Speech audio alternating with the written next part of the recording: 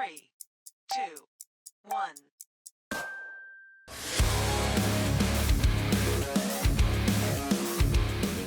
Welcome back to Bean Gaming. The Steampunk event is in full gear, and we are checking out what today. What do we have going on? We have the shiny diver Endo. Only 38 of them exist, and my friend Race reached out to me and said, Bean, I got this, you gotta try it out. And I said, sure, we'll take a look at it. Now, where can you get this unit from? Well, you can get the unit from the Steampunk Pass. You go all the way down to level 30 here, and this is, you do need the VIP or the Steampunk Pass in order to get it, and I believe that's 799 Robux. I completed this pass one time through, and unfortunately I just got a regular diver Endo, but not the shiny one like Race did. So thank you, Race, for hooking us up today with the showcase. Now, take a look at the stats like we always do. Shiny, Diver, Endo, Cone AoE, and Slowing. What's interesting, when you take a look at the purple lightning bolt here, it's weird. It says attack slow enemies by 50%. So does that mean that the enemies have to be going slow in order for it to attack? Or does that mean that when it attacks, it slows the enemies?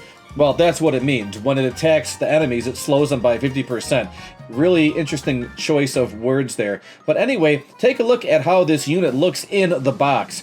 It looks pretty nice. I mean, I like the design of it. We're going to take a look at it in-game. I haven't used it yet, but before we hop on in-game, I do want to take a look at its value right now on the Fntd Values website, and something brand new that I can't believe I haven't been utilizing at all. So here we go, take a look. Let's hop on over to the Fntd Value Central, and this is a Nightmare unit, and it's down at the bottom. The regular Diver Endo, let's take a look here, it's valued at 6,000 souls. That's actually not too bad, since this is kind of a unit that you really do have to pay for with Robux, unless you're trading, of course, but in general, that's how this came into circulation. And now, the shiny version is a little bit over 30,000, 31.25k. That's interesting, that's actually quite a bit. And the demand right now, they're saying it's about 8.5 out of 10, so the demand is kind of high. And on top of it, there is only 38 that exist. So, you know, the more that come into circulation, this value is probably going to drop, but I'm assuming it's going to stay relatively right where it is for now. The other thing I wanted to share with you is I haven't been taking advantage of the wiki, the Fntd wiki. And I don't know why. It just hit me for some reason that there has to be a place where we can find all the stats and stuff easier, and there is.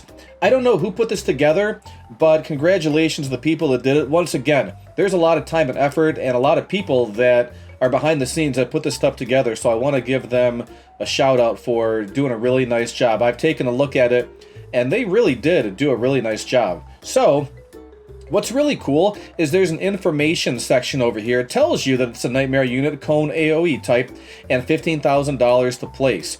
It goes over 2 placements as well, and its passive is Diver's Pull, which attacks slow enemies by 50%. It attacks slow enemies by 50%. Its attack slows enemies by 50%. I believe that's what it meant to say.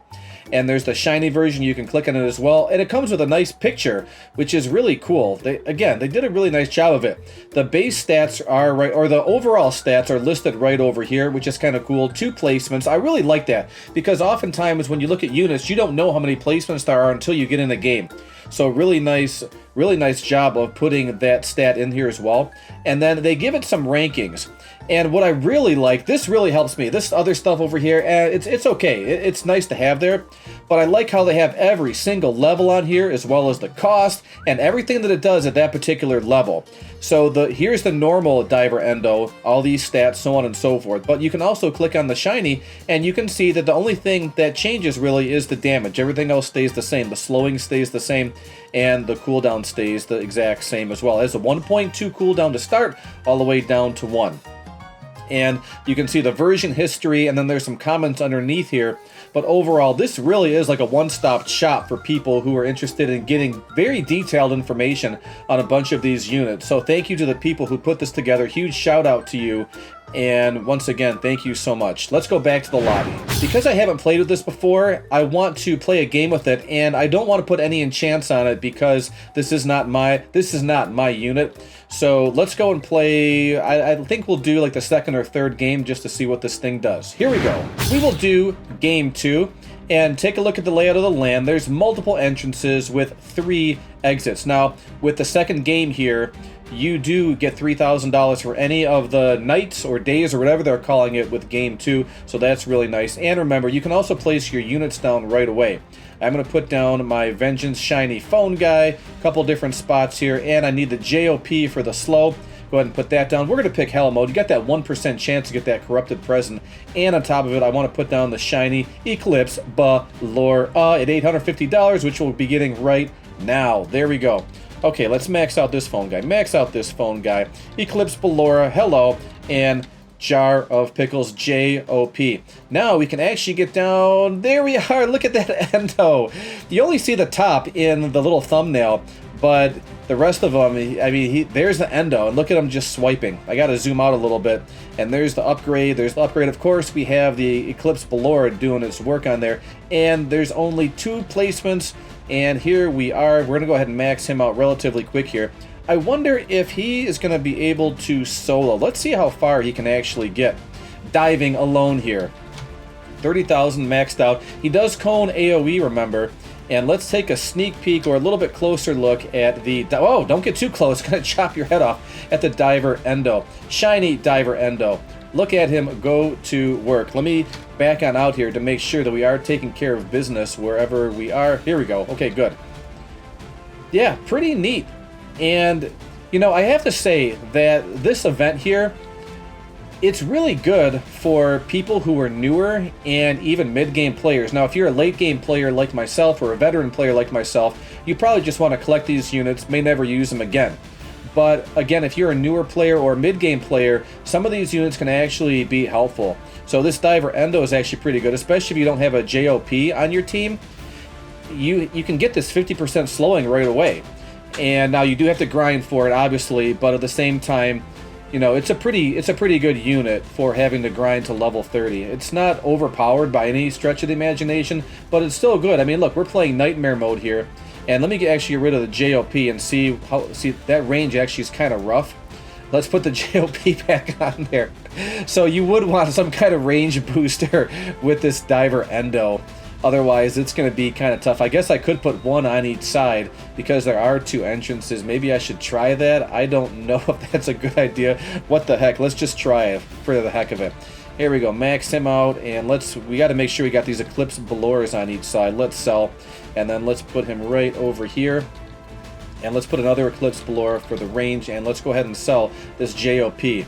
We're still, like I said, we're still getting that 50% slow. So look at this, Nightmare mode. One of them is actually able to take out these Tarnished Freddies on Nightmare mode. I forgot where the boss comes out from. Oh, hang on, I got the JOP on here. I got to get rid of that one. But still, JOP's not going to do anything other than boost the range because we do have the 50% slowing here. And yeah, I am right. Look at this. He is doing a pretty good job of taking out these enemies. You can see multiple enemies are getting attacked at the same time with that cone AoE. The question is, where's the boss going to come out from? Because I really want to make sure that my Endos, the Diver Endos here, are going to fully target the boss. And I just got to be careful, make sure that we're not going to leak anywhere. Tarnished Endos getting damaged now. Alright, good stuff. They're slowing down. Got the giant ice cubes on their back. Okay, this wave 15 actually has taken quite a bit of time here. See, look at how fast they show up, and then no, that's it, over with and done. Tarnished Puppets, man, those things are fast. Look at that. I mean, that 50% slow actually really does help. Eclipse Balora. Oh, look, who do we have now? The Tarnished Mangles.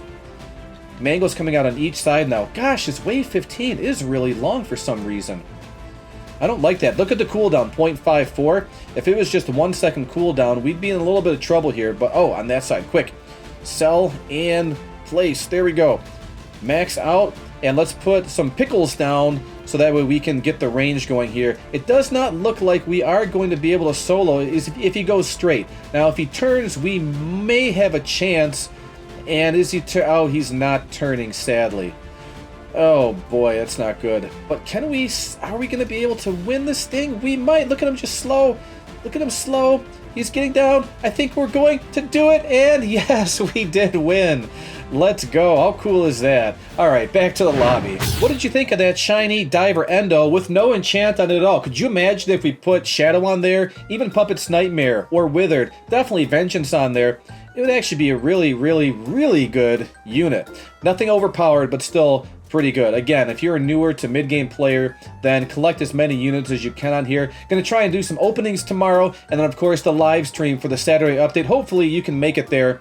And once again, want to thank Race for hooking me up with the shiny Diver Endo today, and another shout out to the people at the Fntd Values website for all their hard work, and the people who go behind the scenes and all their hard work for the Fntd Wiki Page. So thank you everyone for putting this all together for us. That way we can showcase and get it out to the people. And so if you did enjoy this video, go ahead and hit that like button, subscribe to the channel, and turn on the notification bell. Thanks again for watching. I hope you have a great day, and I'll talk to you soon. Bye!